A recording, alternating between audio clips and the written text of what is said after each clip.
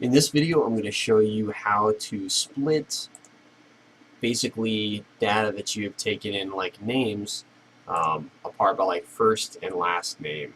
So let's say that you have some data, but you have it in the same cells in the same column, right?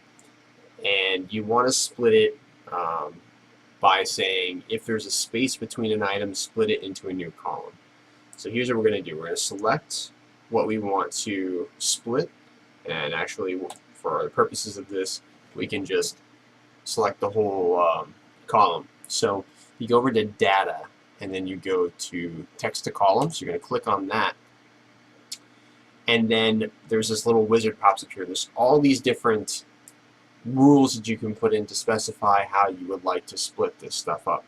What we're going to do is we're just going to say delimited, which is characters such as commas or tabs separate each field. We can also pick space, which we will do in the next one, right? So you see when I put in the space, it splits things up. Comma is also another very useful one, because maybe sometimes your data might have commas in it, or what have you. So we're going to select space, and then we're just going to hit finish, right? And then when you hit finish, boom, all of our names are split up. So Jack Johnson, Katy Perry, Bob Dylan, Joe Rogan, all these different names have been split into different different columns there.